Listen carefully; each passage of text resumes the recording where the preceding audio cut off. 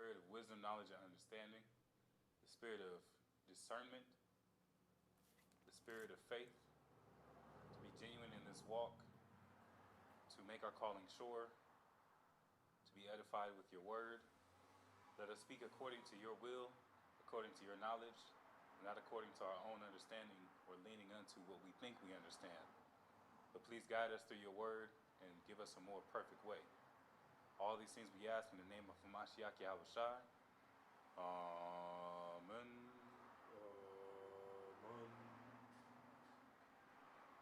Abanawa Shabbat Shemayim Kodash Haya Shemka Yahweh Malakwatka Taba'a Rachazayaka Haya Aisha Bar Rachaza Kawa Haya Ba Shemayim Nathananawa Lacham Za Yawam Wasalak Nawa Kabawak Nawa Kastalak Nawa Kabawak Yanawa Wala'a Tabaya Nawa Banasayawan Aba Hawashai Nawa Man Rai Kaya Laka Hamalakwath Wala Allah, wa Ataf Ba'arath, La I Lamanya, the Wadi Yahweh, the Wadi Yahushai.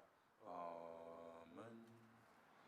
The same prayer is recorded in Matthew 6th chapter, starting at verse 9. It says, After this manner, therefore, pray ye, Our Father which art in heaven, hallowed be thy name.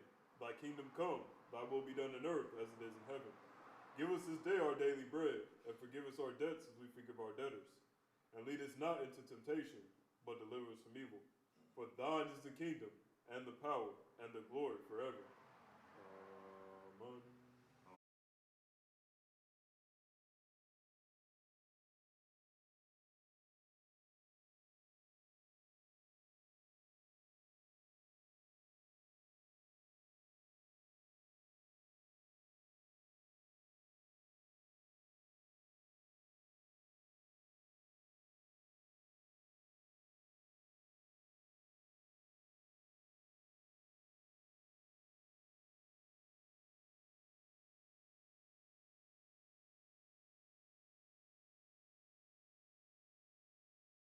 Test, test, test.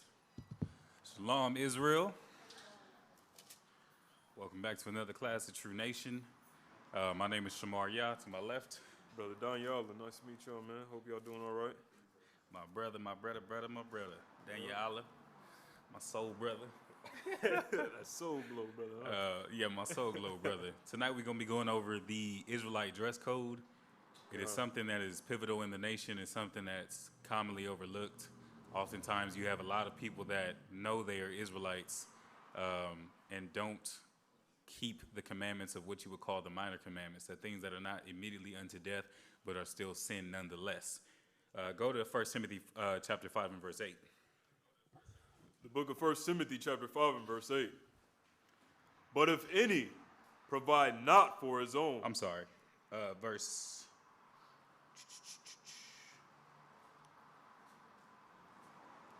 I meant to get nothing in partiality. Oh. Verse 1, let me see. Hit me up, brother. Let me see. Do nothing in partiality.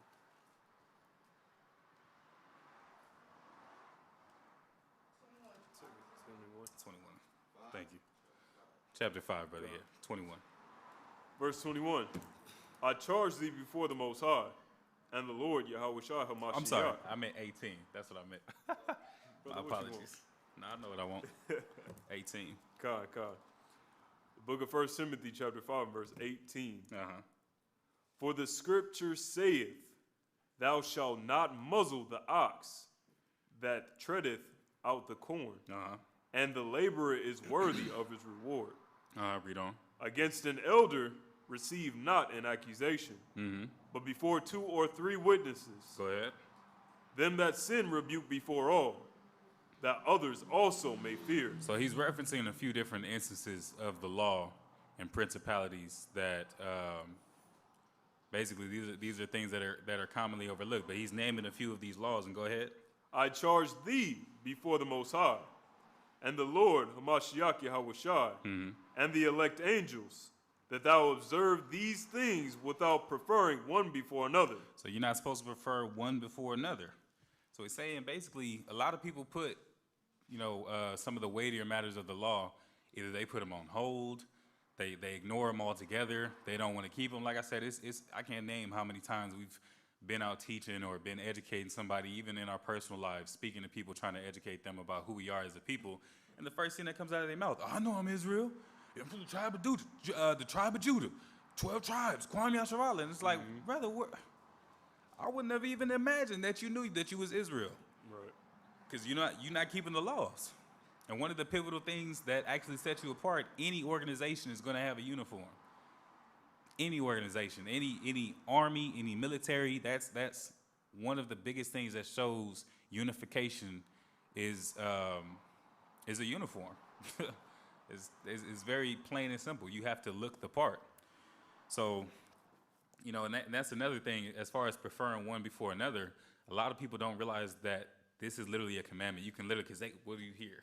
You think God's gonna send me to hell for not wearing fringes? You think I'm going to hell for wearing pants? Absolutely. Thus saith the Lord. And you're not supposed to prefer one commandment over another. All of these things are weighty matters in the law. All of these things can be a little leaven that leaveneth the whole lump. But get Matthew 5 and 17. You want to finish it off? Kind of finish that before you go. Finishing off verse 21. Doing nothing by partiality.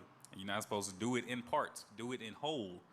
So that's from dietary, dress code, all the way up to the heavier things that everybody knows, like murder and fornication, the heavier and weightier matters. But these laws carry weight as well. 5 and 17 in Matthew. Got you. Book of Matthew, chapter 5 and verse 17. Think not that I am come to destroy the law or the prophets. I am not come to destroy. But what? But to fulfill. So Christ was saying to himself, I'm not come to destroy the law. So from Old Testament to New Testament, all the laws that you read outside of the sacrificial law, which you can find in Hebrews 9 and 10, those laws are still in effect. So if you are calling yourself an Israelite, or if you're working up to that knowledge, these are still laws that you have to be privy of and begin to keep as you learn. But he said, I'm not come to destroy the law, but to fulfill. The definition of to fulfill, one of the definitions is to make more apparent. Like, for example, if you say someone is fulfilling their obligations as a father, that doesn't mean that they're negating their children or neglecting their children. It means that he's fulfilling the role that he's supposed to as a father. So when Christ said, I came to fulfill the law, he said, I came to perform the law. I came to be an example. I came to show you that it was possible. And a whole lot of people say, can't nobody keep all them laws. This is what is expected of you as an Israelite. So getting to the Israelite dress code, we're going to get some of the universal laws, and then we're going to get some that are particular to men and some that are particular to women. Go to Leviticus chapter 19, verse 19. Because, as far as the dress code is concerned, everything is important, from what your clothes are made of, how long they are, fringes, which we'll be getting later on in this lesson. All of those things are pivotal. It's, like I said, uniformity. Go ahead. The book of Leviticus, chapter 19 and verse 19. Ye shall keep my statutes. Thou shalt not let thy cattle gender with a diverse kind. So if you have animals, if you happen to be in the possession of, some cattle or sheep or whatever the case may be, you're not supposed to mix them. So a mule, for example, I believe that's a male horse and a female donkey. That is not supposed to happen. One of the key factors in crossbreeding, which I brought on my last lesson about the dietary law, those things are infertile. Those animals that will come out, they cannot reproduce naturally. It's not a natural process, because there is, even if you take a male mule or a female mule or vice versa, they will not reproduce. They're infertile. Go ahead. Thou shalt not sow thy field with mingled seed.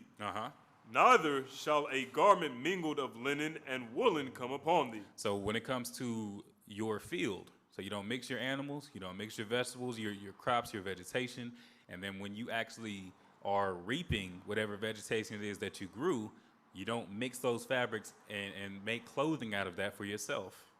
So that's a pivotal thing. So when it's talking about wool and linen, it's specifically saying things that are or fabric that is from an animal and a fabric that is from the earth, so to speak. Because when you're talking about woolen and linen is derived from a plant, but then you get polyester, which is basically a plastic. Technically speaking, I think it comes from a rock. So anything that pertains to the earth is talking about when it's saying linen. But the wool is specifically talking about animals. So if it's going to be derived of an animal, it has to be 100% from animals. Even if it's like 50% wool and something else that they use. Even, John the Baptist had a gird made of camel's hair. You can mix animals however you want to mix it, but they can't mix with plants. And you can mix plants. It could be cotton and linen and whatever else, but it cannot be derived of an animal mixed with the plants as well. So that's universal. Male and female, those are things that you're supposed to be keeping, is not having mixed fabric. Go to Deuteronomy 22 and 12. Gotcha.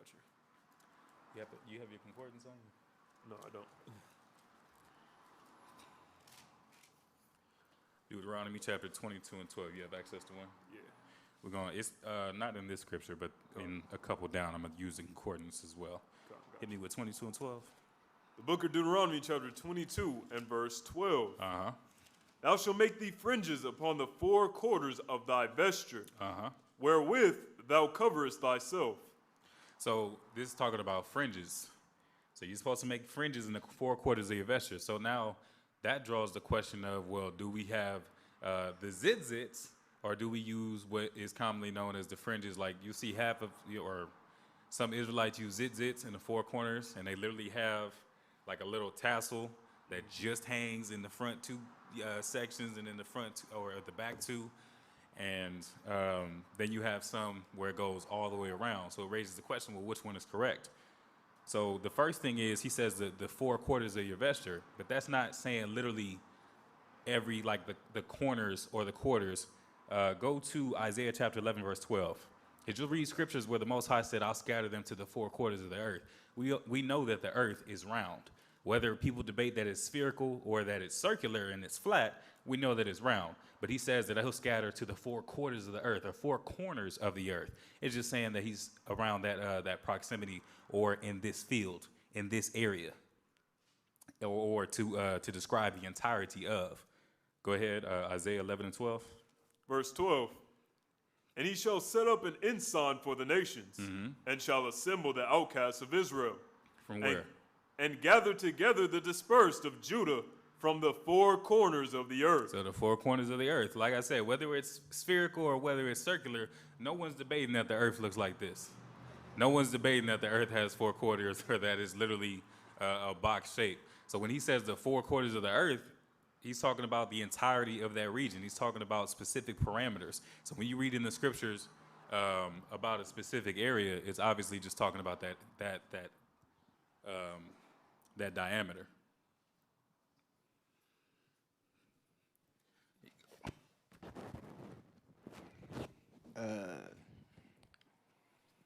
Speaking of the flat earth and all that, somebody sent me like my uncle, he sent me a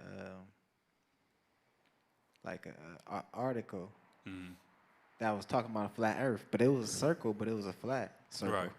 Exactly. So what you think? I mean, like I said, whether they argue that it's spherical or whether it's flat and circular, it's still going to be a circle. Circle, because that's what he said.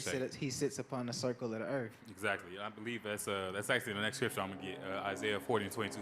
Just hold on to it for me. And one thing you got to also consider, I mean, we got the north, south, west, and east, right? Mm-hmm. And that, for the most part, when we're looking at it on a diagram, that goes around the entirety of the earth. So when we're talking about corners of the earth, we're talking about the earth being completely encompassed by these particular areas. You know what I'm saying? So when we're talking about the four corners of our garments or anything like that, again, still talking about the entirety of that garment being dressed with fringes. You understand what I'm saying? Because it's like, oh, well, we got to draw those parallels, you know what I'm saying? Because the proof is in the pudding. But Isaiah 40 and what? 22, hell of a point. Like I said, it's just to be encompassed. So if you have four little strands on your shirt, that's obviously not being encompassed. Excuse me. Come on. It's obviously it's not being encompassed. Go ahead, 40 and 22. The book of Isaiah, chapter 40 and verse 22. It is he that sitteth upon the circle of the earth. Circle of the earth. Go ahead. And the inhabitants thereof are as grasshoppers, that stretcheth out the heavens as a curtain. So, was that it? No. Okay, go ahead. And spreadeth them out as a tent to dwell in. So whether he's talking about quarters, corners, we know that the earth is a circle. So like he was saying, just to really drive home that point, It's talking about how that entire garment has to be encompassed. And if you're wearing zits, it's obviously not encompassed. But I'm gonna get one more scripture. Give me Numbers 15, 37 through 41. Come on, gotcha. Because as minuscule as it may seem, and a lot of people seem to have an issue. A lot of people feel like fringes cramp their style, like they're insignificant. Like, I can't make it to the kingdom because I don't have on fringes. But fringes have a lot of importance. They carry weight, they carry gravity, and they have an actual specific purpose. Go ahead. And I don't mean to cut in, but I mean, one thing you got to also look into, like the brother said, I mean, it's an aspect of uniformity, but even more so than that, you stand out from the rest. You understand what I'm saying? So when the Most High is coming back, he's saying Yahweh Shai, he's going to look for them fringes. He's going to look for that individual that is not only wearing those aspects of the law, but also fostering up a new spirit within themselves. But you stick out like a sore thumb when you are wearing those fringes. It's not, you don't look like the rest of the people that are walking around with their heads cut off and all that stuff with their heads up their butts. So you look different, you act different. When people see those fringes, they're like, nah, it's something different. What you on? You a Muslim? Like, nah, I ain't no Muslim. I'm an Israelite. It's like, oh, snap. Okay, look, tell me more. And now you start to bait the people in. So it's, man, the Most High knew what he was doing. That's literally the definition of holy, is to be set apart, stick out. Go ahead. The book of Numbers, chapter 15 and verse 37. And the Lord spake unto Moses, saying, Speak unto the children of Israel, and bid them that they make them fringes in the borders of their garments throughout their generations. So that's the first thing. He said that these fringes have to be throughout their generations. It's going to be eternal. So it's not something that was ended with Christ. It wasn't something else specific to men, specific to women, specific to priests. He said the children of Israel and throughout their generations. Go ahead. And that they put upon the fringe of the borders a ribbon of blue. So that's another component. That is a necessary component. It's specifically named. So when you're looking at zits, where's the ribbon of blue? I haven't seen it. And I've seen people that try to incorporate a blue strand of string into the zit, which is not upon it, that is within it. I mean, it seems so simple, but like I said, it has such a weight and such a gravity. But go ahead, read on. Verse 39. And it shall be unto you for a fringe, that ye may look upon it and remember all the commandments of the Lord. So it's supposed to literally be a memorial. It's a physical reminder. It's a physical aspect of the walk that you live, of the life that you've dedicated yourself to, and the God that you serve, that you can look upon it and remember the commandments. So it's not a lighter matter of the law. That's something very important, so that you can be, like you said, an example. Everywhere that you go, everything that you do, you are an example. You live that life. You're about that life. And you have a reminder for yourself to always keep the commandments, always something that ties you to the Most High, something that sets you apart. That's a hell of an important aspect of the law that is constantly overlooked. That is, seemingly, a lot of people come, well, we can't agree on a whole lot of stuff. Let Yahweh Shai get it right. This is a commandment. You want to wait until the judge gets there to decide whether or not you're committing a crime? Let the police get here and then I'll decide whether or not I need to fix my act. Like, man, that sounds asinine. Why put yourself in that position as opposed to searching out the scriptures? Go ahead, read on. And do them, and that ye seek not after your own heart and your own eyes, after which ye used to go a-whoring. And he said, you seek not after your own heart and your own eyes, to remind you that you are bound to the law. A lot of people say that even the word religion, the Bible speaks about a pure religion, but the word religion comes from a Greek word religon, which means to tie down and to oppress. You are literally tied to that. Paul said it himself, I'm a prisoner of Christ. Right. A lot of people see it as a burden to dedicate themselves to something, but when it comes to a pursuit of worldliness, they're completely dedicated. I've seen so many dedicated athletes. Right. Can't eat that because I gotta be ready for this weekend. I gotta be ready for the big game. I gotta be ready for this fight. You have that discipline, but you use that spirit that you have to go after your own lust, to do as how you see fit, what you prioritize. That's why the Most High said, always wear those fringes, because that's going to be your reminder that spirit that's within you, that drive that you have, that how you stand out and how you're superior to these other nations, I gave that to you. I blessed you with that. And you were bought with a price. And I require that you keep the commandments, one of which is fringes. But that's always a reminder, no matter what you do, every day that you leave the house, I'm set apart. I'm keeping the commandments. I live a different life than other men. sounds a hell of a lot more important than what people try to make it. Read on. Verse 40, that ye may remember and do all my commandments, and be holy unto your God. And be holy, be set apart, that you're going to be different than everybody else. You're going to be different from all your friends. You're going to be different from all your family. You're going to be different from everybody that's not wearing fringes. And that's the only time that you're going to be recognized is when you get around other keepers of the law. And the crazy part about it, go to Jeremiah 10:2. Because when you're talking about zits, a whole lot of people, and it's unfortunate, in trying to come back to the heritage of Hebrew, right? Because we are Hebrew Israelites. But when they look up Hebrew and they look up Israelis, they oftentimes find who? The so-called Jews, the fake Jews, the synagogue of Satan, as the scriptures call them. And they follow after those customs, believing they are our customs and that they robbed us. They have robbed us of our name, but a yarmulke is nowhere in the scriptures. Zits are not in the scriptures. A lot of the customs that they keep are not in the scriptures. They are Jewish. They are similar to Jews. They are not Jews. They are similar to the customs of Israel, but they are not Israelites. So when you look at, okay, these are the imposters, that doesn't mean start mimicking everything they're doing. That means search out the commandments of what the Most High has told us to do. Go ahead. The book of Jeremiah, chapter 10 and verse 2. Uh-huh. Thus saith the Lord, learn not the way of the heathen. Learn not the way of the heathen. That is all ways of the heathen. That is literally all customs that they have created, that they've tried to implement wherever they came from, however they came to be about. They are ways of the heathen. That is not for us. Like I said, that can't be found in the scriptures. Anybody can find me a yarmulke. Find me, just all the things, the zits. Find me the things that the customs or that the heathen have held near and dear and that they implement within themselves. That's what the Most High said. He showed his word to Jacob. Oftentimes, a lot of these heathen have a struggle keeping the commandments because they don't understand the commandments. Because it's not in them to understand this book. It's not in them to be called to understand this book or to be called to keep the commandments.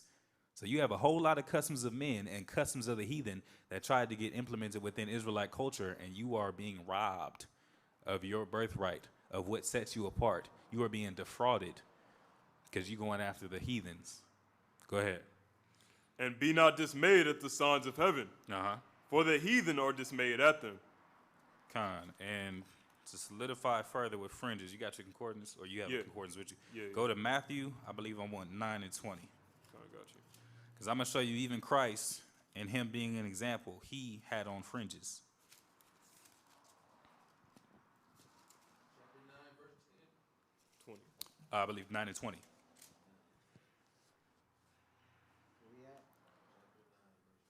If you want to have a concordance on my phone, if you would like. Yeah, I got it.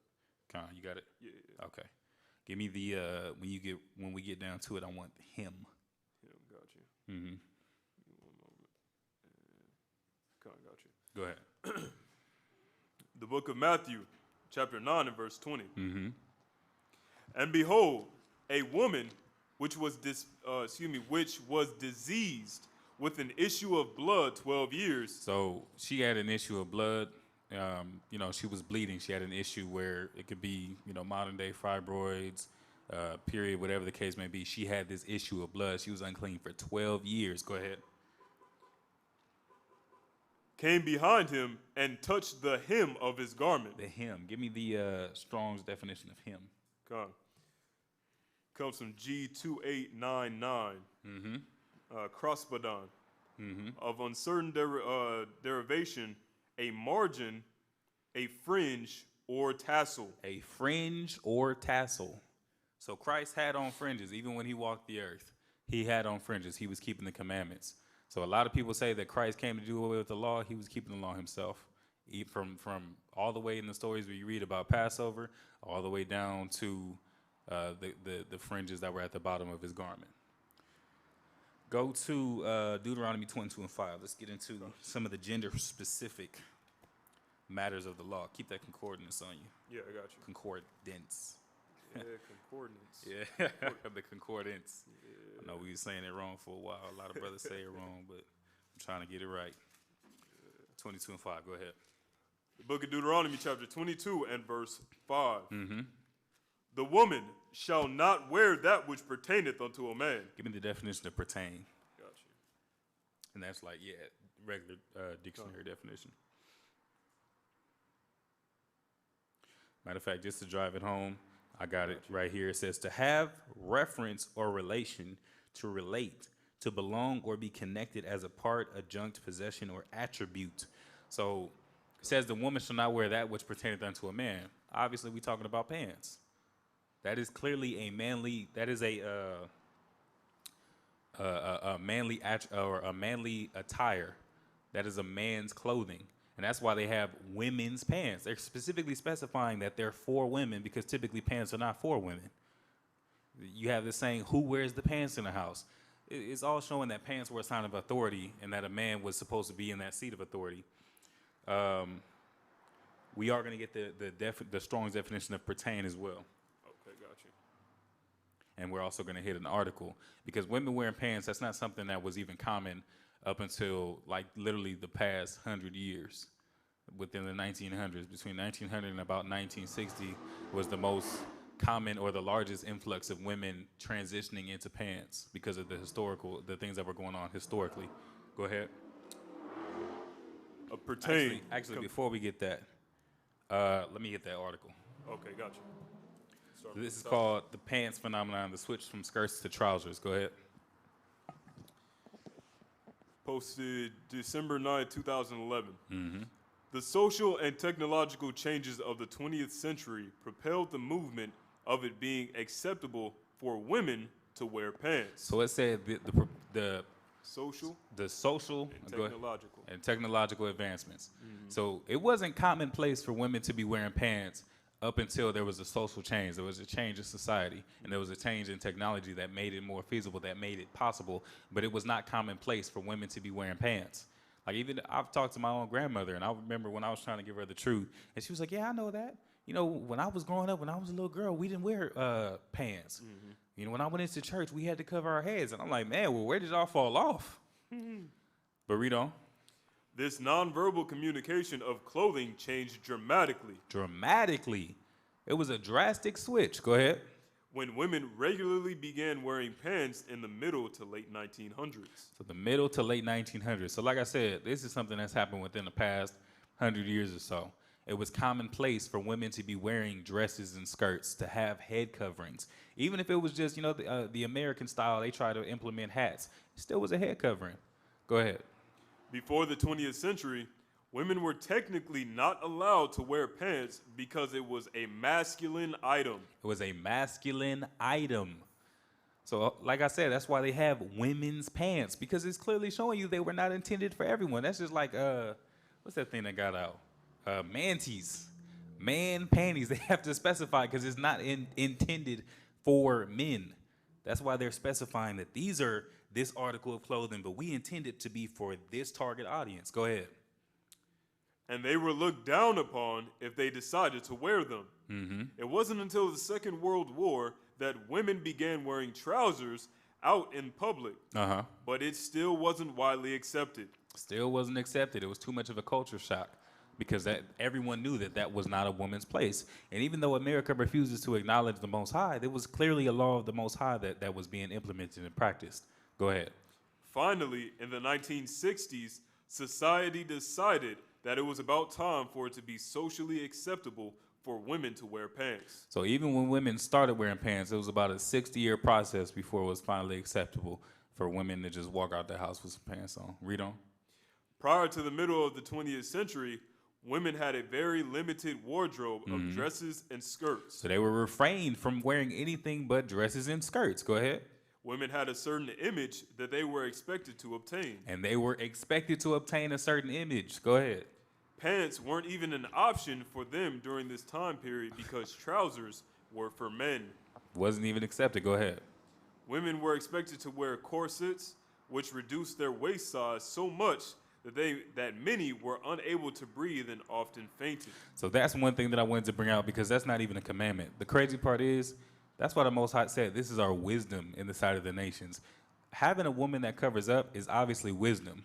Having a woman that respects herself or doesn't, flaunt her body image or flaunt her shape, whatever the case may be, that's wisdom. But then Esau takes it a step farther, was trying to uphold a beauty standard or a beauty image and have them in corsets that's causing them to pass out. That's not even the law. That's why the Most High is not the author of confusion. Said, I'm not gonna have it be super complicated. I'm not gonna give you something that's gonna be unreasonable. All I'm saying is cover up. And the crazy part about it, I believe it was Brother Darash, man. He said a lot of people put cases on their phones and don't have protection for themselves. They value their possessions more than they do their own bodies. Whole lot of people be like, man, women walking around with booty shorts and got a case on their phone. Like, you don't cover yourself up or protect yourself, but you protect your possession, which could easily be replaced. It's crazy. Read on. In the 20th century, there was an ease of the restrictions on women, which foreshadowed the pants revolution in women's style. Go ahead. It wasn't until the 1900s that skirts were worn above the ankle. So it wasn't even until the 1900s that you could wear a skirt above the ankle. You had to be what they call grandma style. You was out there old school all the way down. Go ahead. And what's crazy here is there's two things to consider. This revolution is only 60 years old. So with that, that's not even as old as some of our grandmas. So that's why they had that understanding and that knowledge, which is why it's so important, as the scriptures say, to seek the old paths. Exactly. Right? Exactly. But then even with that, what you got to also take into account, these people that were going to fight in World War and all of that stuff, that women were going to fulfill these jobs, it started to create an idea that, oh, well, if you can do it, I can do it too, which gave birth to what? Modern day feminism as well, which was a large part in the pressing forward of a lot of these different legislations that negatively impacted our households. Because then they got into our ear, and of course we took hold of it and started flying with it. And then from there, our decline started to happen at a rapid pace. And now you got sisters over here protesting police brutality while twerking in a dude's face, which is like, how do you do that? Show that you have value, show that you care for your people while degrading yourself at the same time. It's crazy. Foolishness. It's madness. I believe they actually talk about the transition from how women started getting into the workplace. Go ahead. Women were finally able to wear trousers, but it only lasted for a little while, and there was still restrictions. It wasn't until the 1940s during World War II when women truly began to wear pants. While the men were in Europe fighting the war, the women were in America producing the goods needed for the war. The women took it upon themselves to work in the factories to provide guns, bullets, food, and other goods needed for the war and to keep America running. So it was literally a call because there were so many men at war that a lot of the things that were being produced, especially that were pertaining to the war, there wasn't enough of a workforce to maintain that output. And that's why so many women had to join the workforce, had to take pants, had to, and I believe it gets mentioned in the next section of the article, that it was a lot safer for them to be in pants as opposed to dresses, which can get caught in moving machinery. So that was literally the time that women had to be, or at least try to take on the nature of a man, to take on the nature of a provider, to take on, the attributes of a man in donning pants. So this is a very new movement. It's a very new culture. It's a very new attire and what is acceptable within this society, but it's not acceptable with the Most High. Go ahead to the next section. Dresses and skirts were not practical attire to wear when working in the factories. Because of the technology and new machinery of these new factories, women began wearing pants while they worked. It made moving around and getting jobs done much easier. So it was practical for the time. So that's where a whole lot of that came from, and a whole lot of a desire for the women to, was that all of that? Yeah, that was all that. So that's where that desire came for a lot of the women to step up in the place of a man. It was literally so few men that women had to step up in the place of a man to keep society going, to keep the country running. That's the only time they did call for it. Unfortunately, it's stuck. But like I said, that's not acceptable within the eyes of the Most High. Read 22 and 5 from the top. The book of Deuteronomy, chapter 22 and verse 5. The woman shall not wear that which pertaineth unto a man, neither shall a man put on a woman's garment. So, and neither shall a man put on a woman's garments. So obviously, we're talking about cross-dressing, talking about transgender, all these different things, everything where a man and a woman have been intertwined, or a man and woman have had their roles switched. All of those things are abomination unto the Most High. But when you're talking about women wearing pants, the only time that it's acceptable, because there are a lot of questions that come out of that. Leggings is one of them. That's considered an undergarment. That is not an outer trouser. That is not an article of clothing that should even be worn out and about. So especially where it's colder at, it's not unlawful for sisters to don stockings under their dresses, under their skirts, whatever the case may be, to keep themselves warm. But it's obviously not an acceptable piece of clothing to walk outside with. In the same way that men, I mean, I could walk down the street with some drawers on. You could say I'm covered. Technically, you can't see anything, but would that be acceptable? No, that would be inappropriate. Give me the Strong's definition of pertain. Oh, got you. Pertain stems from H3627. Something prepared. Any apparatus as an implement, utensil, dress, vessel, or weapon, armor bearer, artillery bag, carriage. Hold on, it says armor, armor bearer, or artillery. So then the second argument comes up where a lot of people say, well, the things that pertain to a man, we specifically only talking about armor. We talking about how a man goes out to war and he dons this masculine, clearly form-fitting armor, and that's not what a woman's not called to be a soldier. But clearly, I mean, that's an illogical argument in the first place, because obviously men were not just walking around with armor and swords all the time. And I'm going to show you that. Go to 1 Samuel 17 and 39.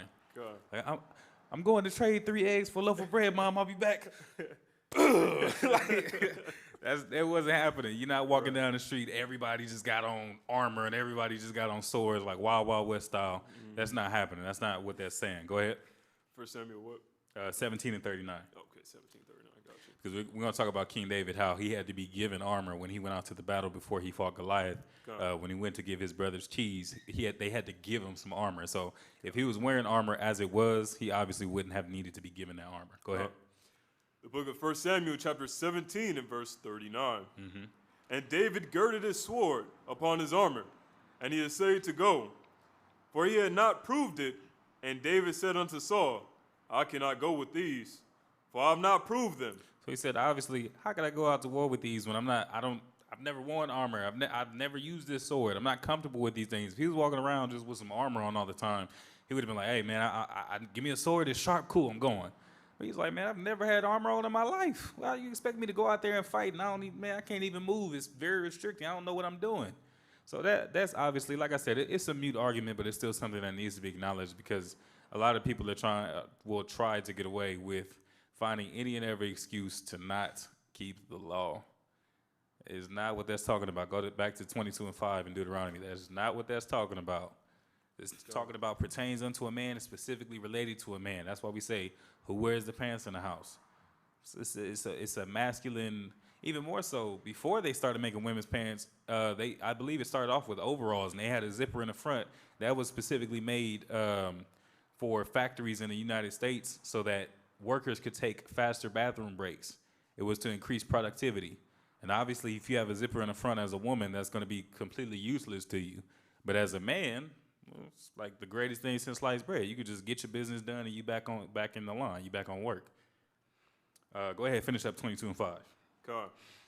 Neither shall a man put on a woman's garment. Uh-huh. For all that do so are an abomination unto the Lord thy God. So that is a disgusting thing. That is the worst thing. That's one of just a horrible thing to the Most High, for a woman to be wearing that which pertains unto a man, or vice versa. So like I said, the drag queens, the transgender, the homosexuals, all those little different genders and all this other kind of stuff, and people being confused about their sexuality or their gender, everyone that's cross-dressing, it says, you are an abomination unto the Most High.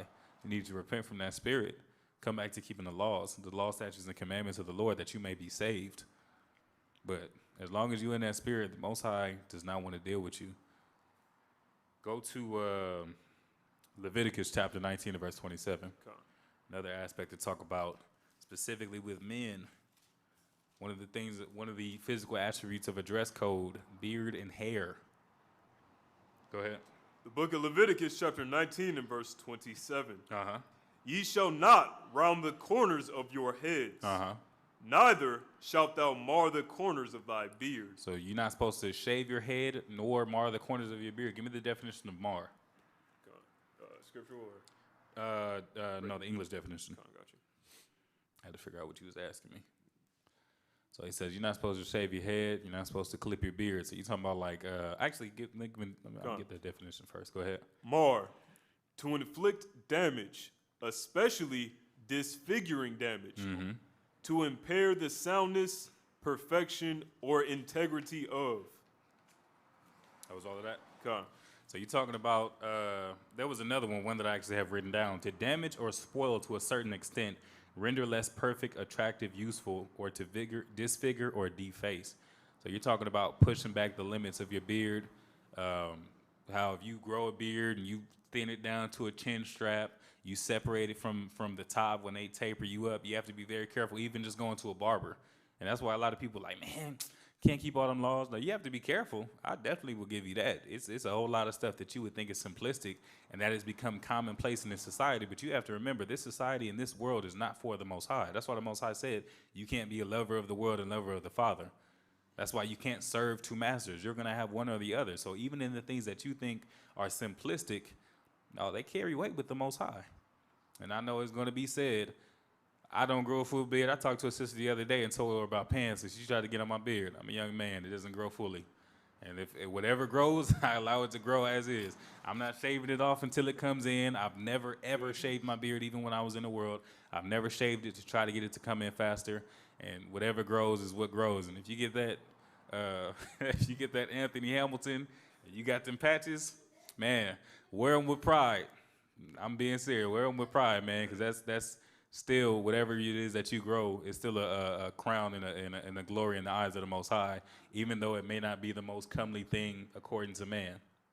You know they say if you rub chicken grease on your face, you'll get a beard. Oh, man, let me know how it works. Let you go ahead and try that. Let me know how that happens. If it was chicken grease, I think I would have had one by now, though. Go to 1 Corinthians 11. God. I know somebody gonna say that. I didn't been hit with that one since I was first started street teacher, but he don't have a beard. Man, I'm only 15, 16. I'm older. It's a little better. It's a little it came down a little bit, but he ain't there. 1 Corinthians 11, starting at verse 1. Yeah, they used to get on this boy. Yeah, boy, they be ruthless. He ain't keeping the law. Yeah, I am. It's just, don't look as good as we wish it would. But we still keeping it. That's the crazy part, because people get so self-absorbed with themselves. I feel, I think, I want, and you don't even consider the Most High. You are literally a servant. Whether your beard grows as beautiful as you want, whether you're more comfortable in pants, whether you don't like the way you look in dresses, if you're earnest about serving the Most High, then you will make those minuscule sacrifices. Go ahead. The book of 1 Corinthians chapter 11 and verse 1. Uh-huh. Be ye followers of me, even as I also am of Christ. Go ahead. Now I praise you, brethren, that ye remember me in all things, and keep the ordinances as I delivered them to you. Uh-huh. But I would have you know that the head of every man is Christ, and the head of the woman is the man, and the head of Christ is the Most High. So he said, follow me as I follow Christ. And he said, keep all these commandments as we delivered them to you. Not in partiality, not in one favoring another. He said, keep them as they were delivered. He said, but I would have you know, there's obviously a system, right? There's the Most High, there's Christ, there's man, then there's woman. Go ahead. Verse 4, every man praying or prophesying, having his head covered, dishonoreth his head. So who's the head of man? It's Christ. So the Most High literally, once again, something that seems so minuscule. He says you're praying or prophesying, talking about scriptures, you're reading, you're teaching on the street, teaching behind the desk, whatever the case may be, regardless of the platform. If you're discussing scriptures as a man, your head needs to be uncovered. And honestly, that's a law. That's a big law that's broken by a lot of other congregations, because they teach the 12 tribe chart. And believing that I'm a Levite, seeing in the Old Testament that they wore head coverings, a lot of brothers are dishonoring Christ, literally dishonoring Christ, because they go out and they teach with their heads covered. And the scriptures clearly tell you, you're not supposed to teach with the head covering or you dishonor your head. That's a weightier matter of the law. Is there not? Don't the scriptures say there's only blasphemy of the Holy Ghost and blasphemy of what? What was it? What are the two? Blasphemy against the Holy Spirit. That's only one. Blasphemy against the Holy Ghost and the blasphemy against the Holy Spirit, if I'm not mistaken. Those are the two unforgivable sins. Yep. And that you're literally dishonoring Christ. Yep. Being an awakened Israelite, keeping the law, still missing that mark. It's like, man, that is a law. Mm-hmm. But when you overlook the seemingly what they call the least commandments, little leaven leaveneth the whole lump. Go ahead. Verse 5. But every woman that prayeth or prophesieth with her head uncovered dishonoreth her head. So there's a flip. And he said every woman that's praying or prophesying, whatever it is that she may be doing, whether she's teaching her children, whether she's listening to her husband, receiving correction, whatever the case may be, if scriptures are going forth, she needs to have her head covered. Go ahead.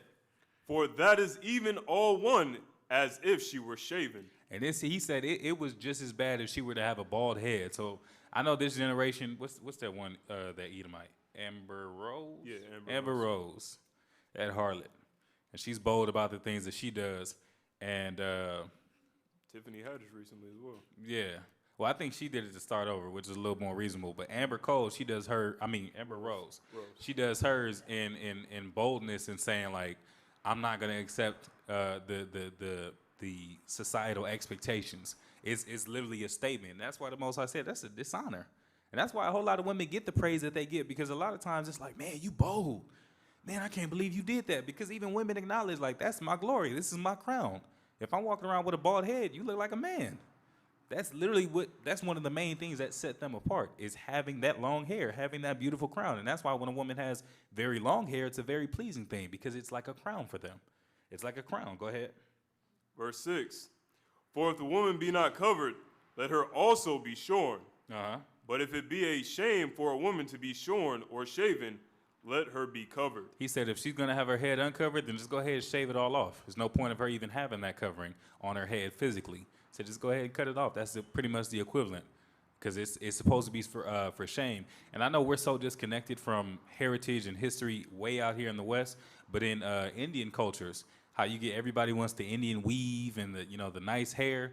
They go through a process which literally is a sacrifice for whatever god is of that Middle Eastern country, and they shave their heads.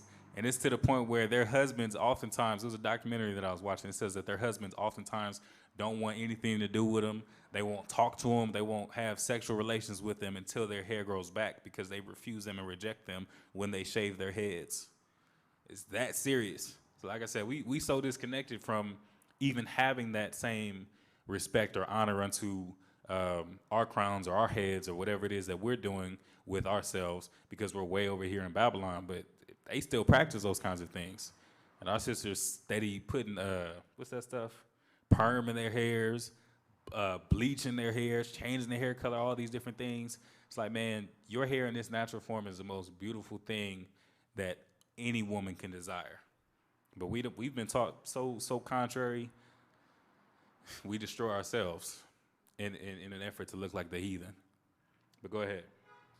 Verse 7.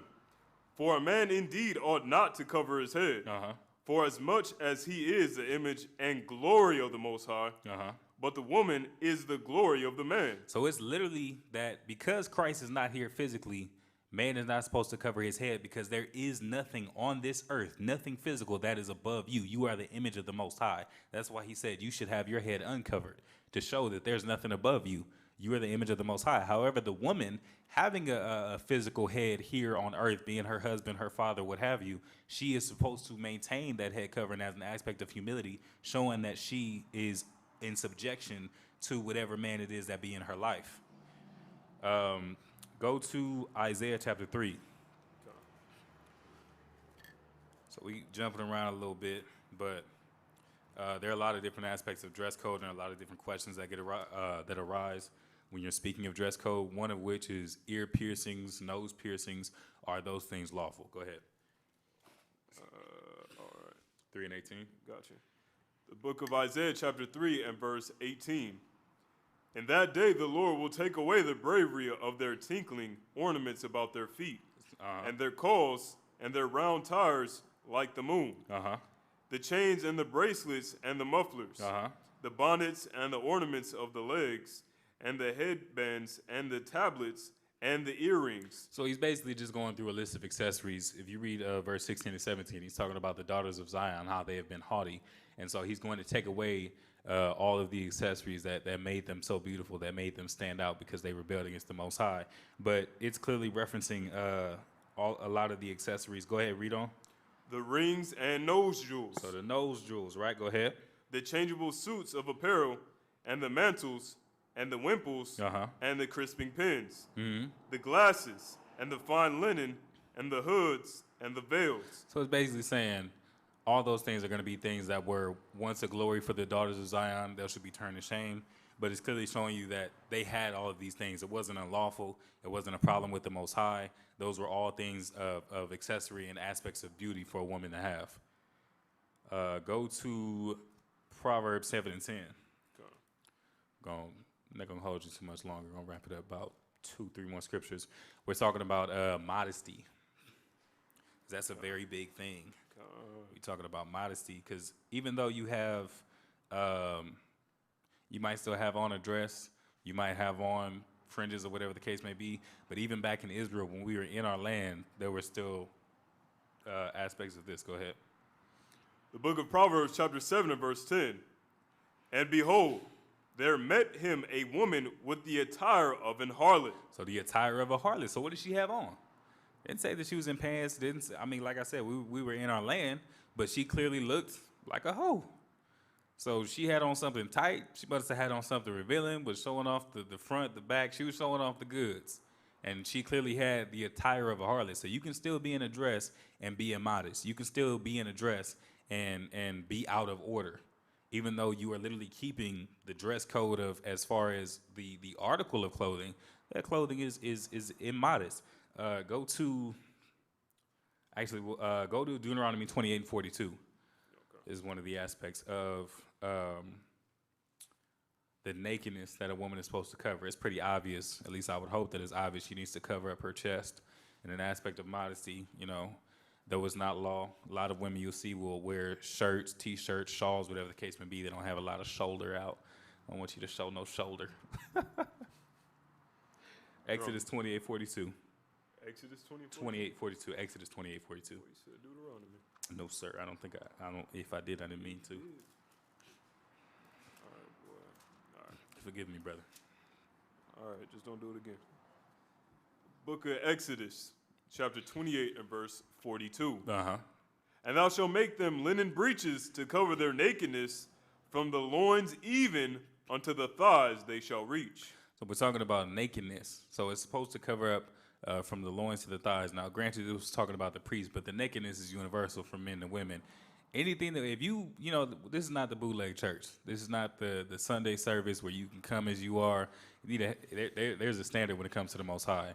And if you can come as you are, that is only to begin your repentance and begin your change. But when you're talking about wearing dresses, if you got to constantly, hit one of them numbers where you got to pull it down, it's too short. Super tight, immodest. Go to 1 Timothy 2 and 9. Super tight is immodest. You can see everything. You got to constantly pull it up in the front. You're not being modest. You got to order. And you definitely shouldn't be able to see your thighs. And if you got a little extra, you're a little thicker, and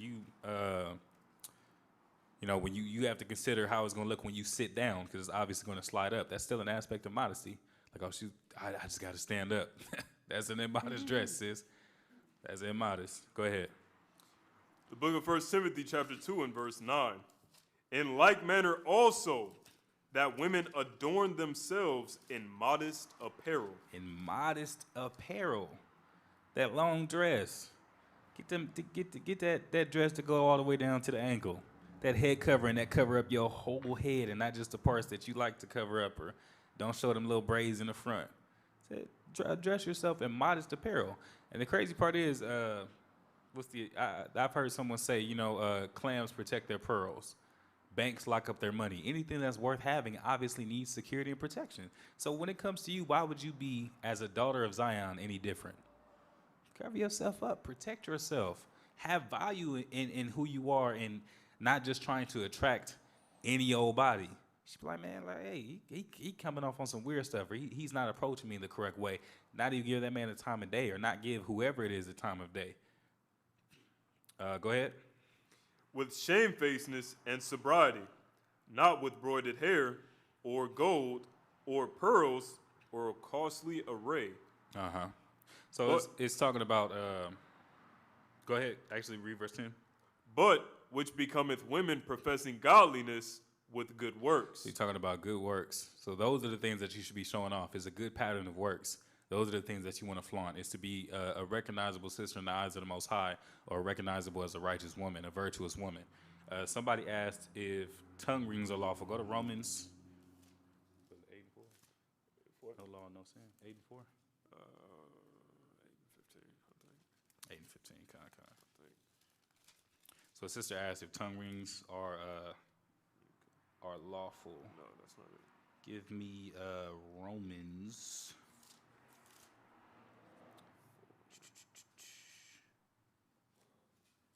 I'm sorry, 4 and 15. Yeah, 4 and 15. Because ultimately, when it boils down to it, we find quite a bit of things in the scriptures. I don't know offhand anything that mentions a tongue ring, but it boils down to this. Go ahead. The book of Romans chapter 4 and verse 15. Because the law worketh wrath, for where no law is, there is no transgression. So if there's no law, there's no transgression. It's not a sin. So I don't read anywhere in the scriptures, and I don't believe this brother can say anywhere in the scriptures where the scriptures specify that a tongue ring is unlawful. It's something that you can tolerate the pain of getting it put in. The Most High is not forbidding it, and he hasn't required it either. So if that's your preference, that's perfectly fine. But when we're talking about the dress code, like even stuff like that, it's just an attribute of beauty. It's just something that is an ornament. It's something that really makes us beautiful in the sight of the nations. Go to Deuteronomy 4 and 4, because when you're talking about fringes, dresses, the way that everything about us is supposed to scream like the image of the Most High. Everything about us is supposed to be upright and righteous, and everything about us is going to be different. You ain't going to find no chin straps. I'm talking about the beard style. You ain't going to find no, immodest women. You're not going to find invirtuous women. That was at least ideally.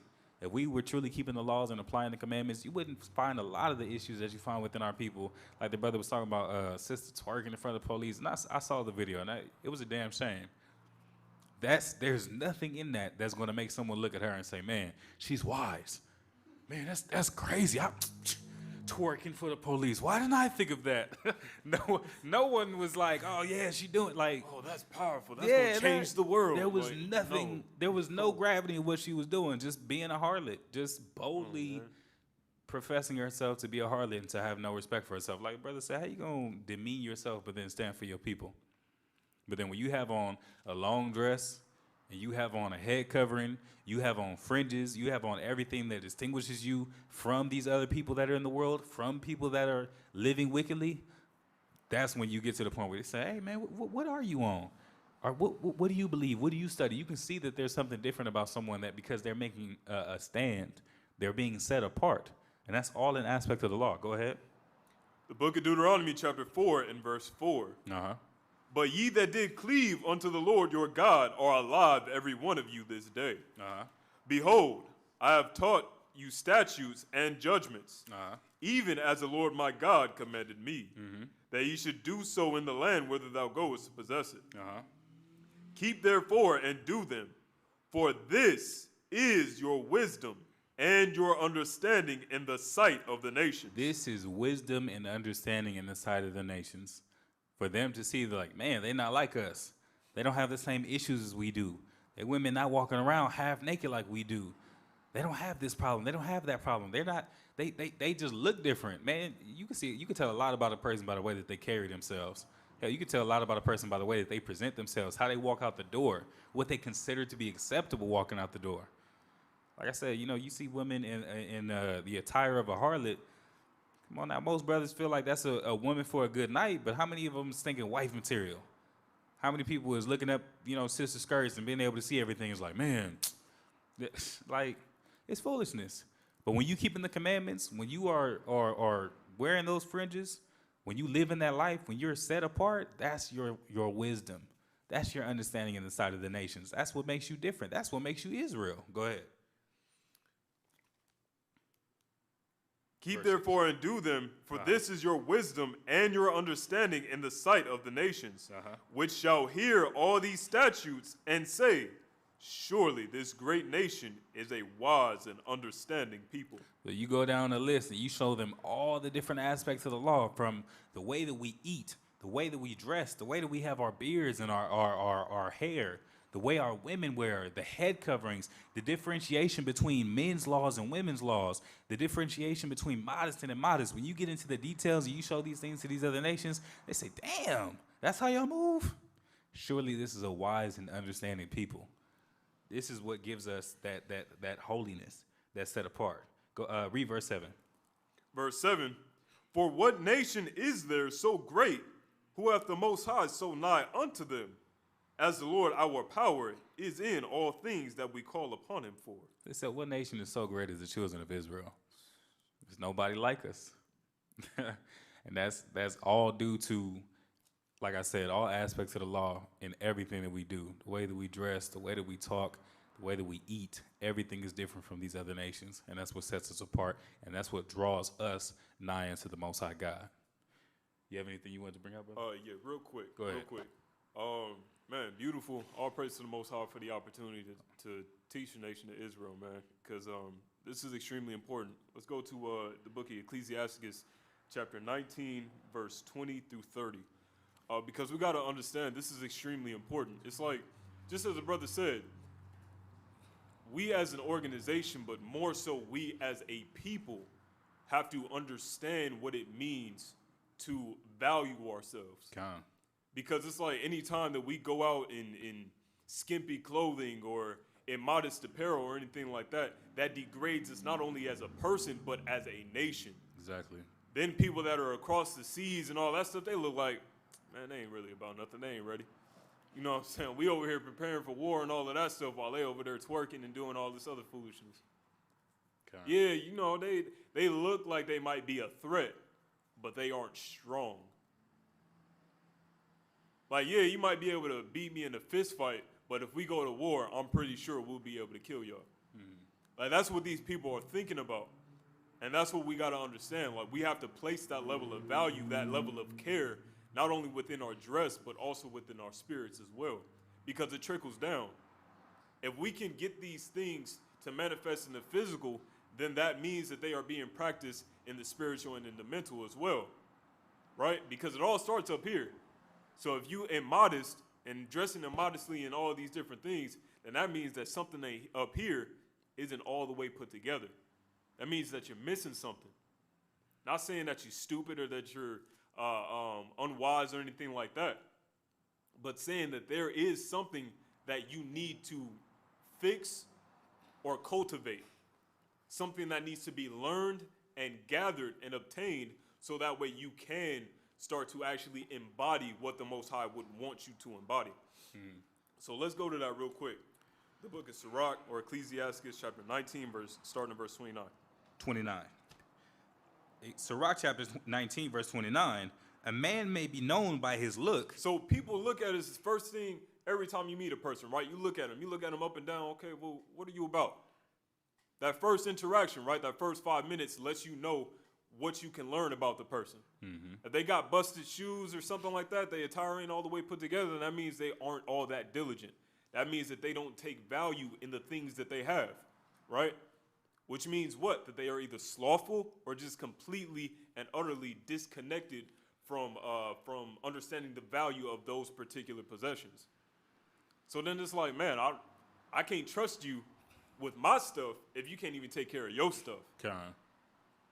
That tells me so, just in that 5 minutes, tells me so much about that person, right? If this person is over there walking around me mugging all the time, it lets me know that something is going on. That individual must be stressed about something. He may not be able to, or he and or she may not be able to handle all of the things that are currently on their shoulders. When you could walk around and you got a smile on your face, but your entire world is falling to shambles, then it's like, ooh wee, that's a strong dude. That's a strong woman. Because it's like, man, even though the world is ending, I still got a smile on my face and like, man, I'm just happy to be alive. So the scriptures let us know. Read that line again. A man may be known by his look, Go ahead. and one that hath understanding by his countenance. And a man that has understanding by his countenance. That's like, man, I'm not, even though all of this stuff is happening, I'm not going to let that change how my spirit is affected. Because at the end of the day, spirits can hop. So if I'm over here harboring those things within myself, that might hop on my brother. I don't need that to hop on my brother. I'm still trying to be a good example for my people. It's like, man, it don't matter. Everything is going to be all right if I'm keeping the law, statutes, and commandments, right? We learned that all the way back in Genesis. He told that to Cain, right? He said, if you do as well, wouldn't you be rewarded? Your world might be falling to crap, but it's okay. So now it's like, okay, the countenance, the look, all of those things tell us more about this man, more about this woman. But go ahead. One that hath understanding by his countenance when thou meetest him. Go ahead. A man's attire. A what? A man's attire. A man's attire. So just as the brother was bringing out, it's like, okay, well, an individual that's wearing booty shorts or anything like that, they don't have a large value for themselves. Mm-hmm. Which means that I shouldn't have a large value for you. Exactly. Right? Because isn't that what you're telling me based off of the things in which you're dressing in? You're telling me that I shouldn't value you either. You're telling me that at this particular moment in time, you don't mean much. Which is why our people are getting killed and there's no justice.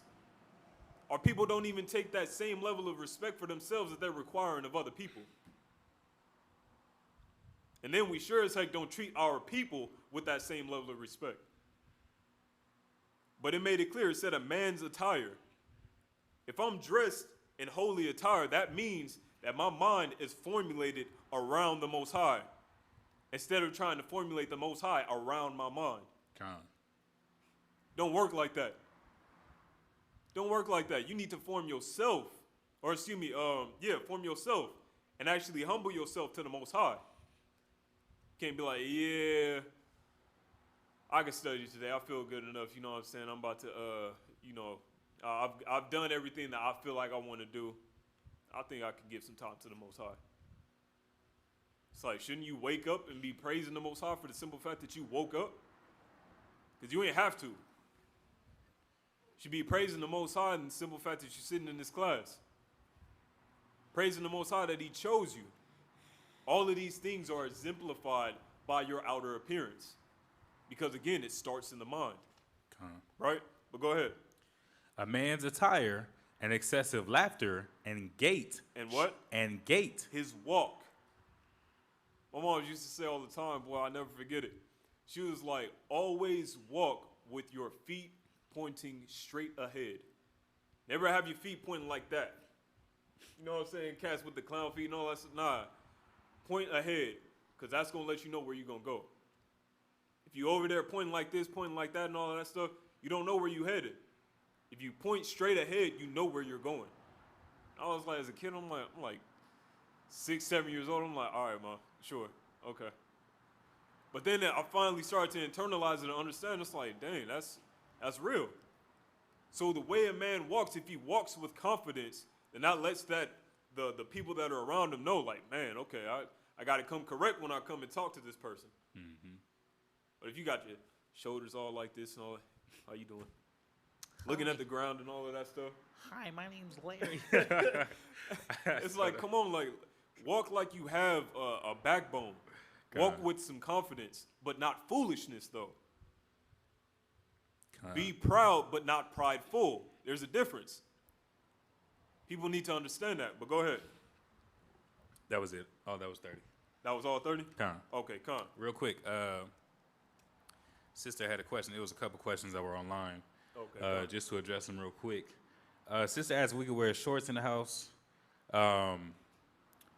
If they are, again, women's garments, undergarments, then it's okay. However, if you wear like just full-blown pants walking around the house, jeans walking around the house, things that are literally garments within themselves, or trousers, like the definition of a trouser. Matter of fact, real quick on this. No. Oh, okay. Trousers can be defined as a loose-fitting outer garment for the lower part of the body, having individual leg portions that reach typically to the ankle, but sometimes to any of various other points. So if you just chilling in the house and you got on like jeans, sweats, manly attire, that'd be no different than a man sitting in the house with a dress on. Like, what? I'm at home. Like, that don't make it no different. Right. This is not the attire. This is not suitable attire. So, like I said, if it's like, what do we say? What was the example? Leggings. Leggings, for example. Those things, the womanly attire, those things are acceptable. They're undergarments. You just walking around the house, feel free. It's your house. You know, some people walk around naked. Some people walk around just drawers, just shirts. That's your preference. As long as you don't present yourself outside where others are able to see you and you're exposing your nakedness, then it's perfectly fine. Another brother asked. And make sure there ain't no strangers in the house while you doing all that. Kinda, yeah. You can't have a house full of people and you like, so I'm still at home. Yeah, no. Everybody looking all up. Nah, that ain't right. No. Boundaries. Another one asked, long locks on a man and then gold teeth with diamonds. Give me 2 Samuel. You can tell that's a brother, huh? He got locks with the gold teeth with the diamonds. Like, I feel it, man. If you got it like that, you got it like that.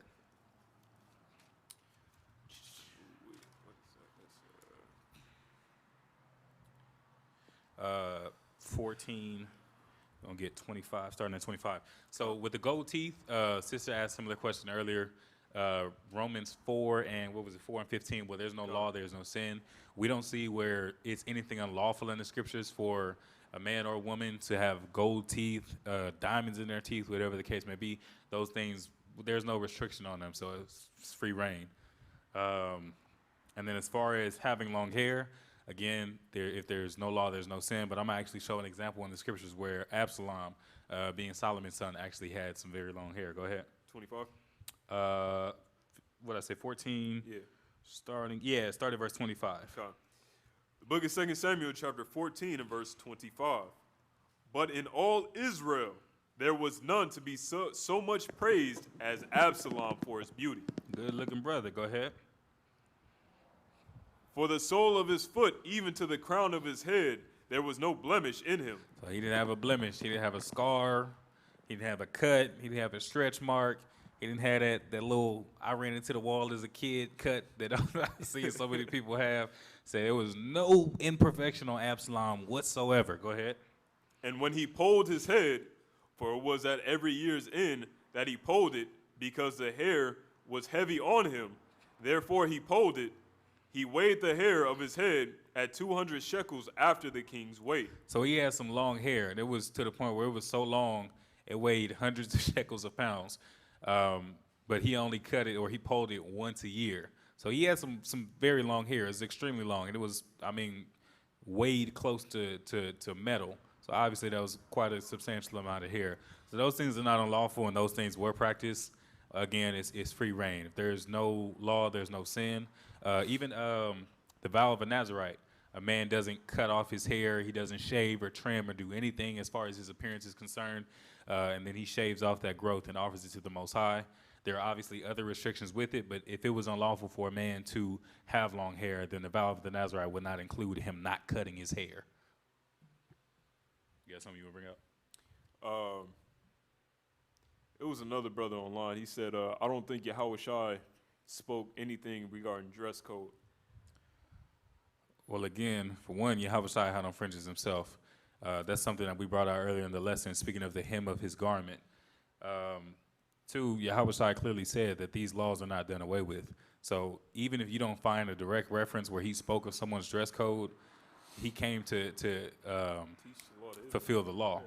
He came to teach Israel about the law. He said we ought to obey God rather than men. So, let that speak for itself. Read Matthew 5 and 17. The commandments are still in effect. Even in Revelation, last chapter, last book, 22 and 14, it speaks about aspects of the law that are still into effect, including that dress code, including that apparel. You have any other questions online, Aharon? No, that's all. I helped answer a few, but that's it. Okay, kind. Well, all praise to the most. Real Go quick, ahead. just to reference that, just as you said, you know what I'm saying, Yahweh Shai, he didn't do away with any parts of the law, you know what I'm saying, and he came to actually fulfill those things, and actually helped us understand, you know what I'm saying, more aspects of the sacrificial law. But go to Matthew chapter 19, verse 16 through 17. 19 and 16. Yeah, because I'm not entirely sure why people want to skate around these things, and not accusing the brother of that or anything like that. But there are some that choose to skate around these things and try to mitigate very serious aspects of the law, which are all of them. Because if you don't keep one aspect of the law, that one thing will keep you from getting into the kingdom. That one thing. You might think that is completely minuscule. What, man, I just brought my hairline back just a little bit. Most High said not to do it at all. If the Most High literally popped up on the scene right now and said that you could not do something, you would follow that. You would hope. But the Most High then said those things and recorded them in a book for us to rehearse. And yet we still habitually break those things. We got to get to a point where we are following these things in its totality. But go ahead and read Matthew chapter 19, verse 16 through 17. Matthew chapter 19, verse 16. And behold, one came and said unto him, Good master, what good thing shall I do that I may have eternal life? So this individual came up to him and was like, man, what do I got to do, man? I want to get the kingdom. What do I have to do? Let me know. Put me on game. What I got to do? What'd he say? And he said unto him, Why callest thou me good? There is none good but one. That's the Most High. That is God. But if thou wilt enter into life, do what? Keep the commandments. Keep all of the commandments. All of these things are commandments, statutes, laws, however you want. They're all synonymous. Okay. You can't say, oh, well, he just was talking about commandments. He ain't say laws and statutes. They are all synonymous. At that point, you're playing semantics. Playing with fire. Yeah. It's like, come on, man. Now you dancing with the devil, and you're going to lose. Because the devil been here way longer than we have. He got a lot more tricks than we got. Thinking that, oh, yeah, I'm getting around the right. No. No. Went to the first people that was on the earth and let them know. Got up in there and was like, yeah, I'm about to wreak havoc now. So come on. Keep these commandments. They are going to allow us to have eternal life. That's what Yahweh Shai taught and spoke about. Okay. That's what it was. But real quick, I just want to get this last thing in Judges chapter 5 and verse 11. It's like your fourth real quick. I'm done after this. Judges said 5 and 11? Yeah.